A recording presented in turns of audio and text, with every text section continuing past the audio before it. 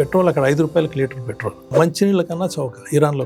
Iran ఎంత ప్రాచీనమైన నాగరికత, 5,000 ఏళ్ల కంటే ఎక్కువ ప్రాచీన నాగరికత. అది క్రీస్తు పూర్వం దాదాపు 8,000 నుంచి అక్కడ నాగరికతలు అభివృద్ధి చెందుతూ వచ్చినాయి. అక్కడ అఖెమెనిడిన్ ఎంపైర్ అని చాలా పెద్ద సామ్రాజ్యం ఉన్నింది. పర్షియన్ సామ్రాజ్యాన్ని అలెగ్జాండర్ భారతదేశానికి వచ్చేటప్పుడు దాన్ని నాశనం చేసి వచ్చింది. అహూర్ మజ్దా అనే అతను జొరాస్ట్రియన్ మతాన్ని వ్యాపింపజేశారు. ఈ జొరాస్ట్రియన్ మతం అంటే వీళ్ళంతా అగ్ని ఆరాధకులు. సార్, మీరు ఇరాన్లో కొంతకాలం సందర్శించారు కదా, చూడదగ్గ ప్రదేశాలు అంటే ఏం చెప్పొచ్చు సార్? మనం ఇరాన్లో చాలా ఉన్నాయండి, చారిత్రక ప్రదేశాలు చాలా ఉన్నాయి ఇరాన్లో. షిరాజ్లో ఏమిటంటే మనం గజల్ అని అంటాం కదా, పర్షియన్ లో వచ్చే గజల్ సంస్కృతి అక్కడ నుంచే వచ్చారు. ఇక్కడ మాట్లాడే లాంగ్వేజ్ ఏంటి? ఇంగ్లీష్ నడుస్తుందా? ఇరాన్ అంతా మాట్లాడేది పర్షియన్ భాష.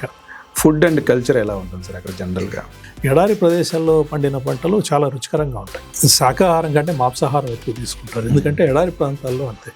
జనరల్గా ఇరాన్ అనగానే షియాలు ఎక్కువగా ఉంటారని విన్నాం, కొంత లిబరల్ వాళ్ళని విన్నాం. అవును, ఈ మధ్య కొంచెం రిజిమ్స్ వస్తున్నాయి అవును అని అన్నాము. ఈ ప్రభుత్వాల వల్ల అంటే సందర్శకులకు ఏమైనా ఇబ్బందులు అట్లాంటివి ఉంటాయా? మీరు ఏమైనా గమనించారా సార్? ఆ ఘర్షణ ఉంది సమాజంలో. ఉన్నా కూడా సందర్శకులకి ఏ ఇబ్బంది లేదు, విదేశీ టూరిస్టులు వచ్చి సాలంగా తిరగవచ్చు.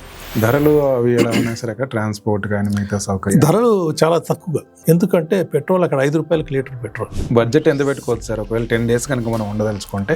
10 రోజులు ఇరాన్లో ఉండాలంటే ₹1,00,000 లోపే సరిపోతుంది.